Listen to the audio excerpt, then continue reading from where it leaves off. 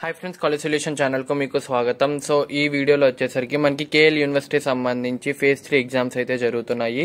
So దాని గురించి అయితే ఎక్స్ప్లెయిన్ చేయబోతున్నాను. అలాగే ఫర్దర్గా ఏమైనా ఫేజెస్ ఉంటాయా ఏంటి అసలు కేఎల్ యూనివర్సిటీ సంబంధించి మొత్తం ఈ వీడియోలో అయితే ఎక్స్ప్లెయిన్ చేస్తాను.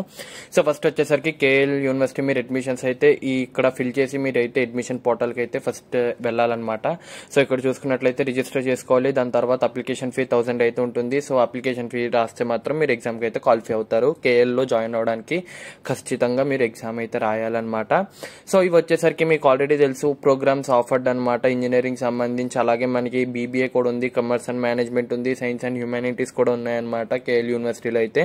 సో ఇవి వచ్చేసరికి హైదరాబాద్ క్యాంపస్ లో ఏమేమి ఉన్నాయని చెప్పి. సో ఎంట్రన్స్ ఎగ్జామ్ డీటెయిల్స్ అయితే ఇవన్నమాట. ఆల్రెడీ ఫేజ్ 1 అయిపోయింది, ఫేజ్ 2 అయిపోయింది. సో ఫేజ్ 1 రిజల్ట్స్ అయితే వచ్చాయి, ఫేజ్ 2 రిజల్ట్స్ అయితే ఇంకా రాలేదు కానీ వచ్చేస్తాయి. ఒక 10 to 15 days లో ఫేజ్ 2 రిజల్ట్స్ కూడా వచ్చేస్తాయి అనమాట. నెక్స్ట్ వచ్చేసరికి phase 3. So phase 3 already exams అయితే స్టార్ట్ అయ్యాయి. 20th, 21st, 22nd, 23rd, 24th అయితే ఎగ్జామ్స్ అయితే జరగబోతాయి అనమాట. కేఎల్ త్రిబుల్-ఈ అలాగే మనకి మిగిలిన ఎగ్జామ్స్ కూడా కేఎల్లో డిఫరెంట్ మనకి కోర్సెస్ జాయిన్ అవడానికి ఇవి ఎగ్జామ్స్ అనమాట. సో టోటల్ రిజల్ట్ కూడా మనకి ఫ్యూచర్లో వస్తుంది.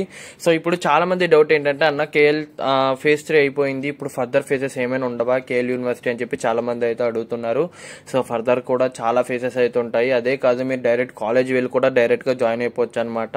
సో మీకు కేఎల్ యూనివర్సిటీ సంబంధించి జాయిన్ అవ్వాలంటే ఎటువంటి ఇబ్బంది అయితే పడక్కర్లేదు. సో ఫస్ట్ మీరు కేఎల్ యూనివర్సిటీలో జాయిన్ అవ్వాలంటే ఫస్ట్ ఎగ్జామ్ గురించి ఏం టెన్షన్ పడకండి. సో ఫస్ట్ మీరు జేఈ మెయిన్స్ అటెంప్ట్ ఇవ్వండి. సో జేఈ మెయిన్స్ అటెంప్ట్ రానప్పుడు దాని తర్వాత అప్పుడు మీరు కేఎల్ యూనివర్సిటీ వైపు చూడండి అనమాట. సో కేఎల్ యూనివర్సిటీలో మీకు ఫేసెస్ అయిపోతున్నాయి, మనకి సీట్ దొరకదని చెప్పి ఎటువంటి బాధ అయితే పెట్టుకోకండి. సో సీట్ అయితే రెడీగా ఉంటాయి అనమాట.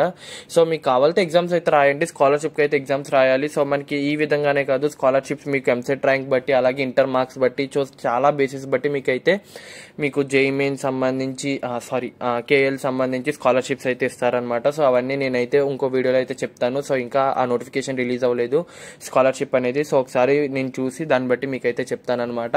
సో ఇవన్నమాట ఫేజెస్ అయితే కేఎల్ యూనివర్సిటీ సంబంధించి. సో మీకు ఏమైనా డౌట్స్ ఉంటే కింద కామెంట్ సెక్షన్ లో అడగండి.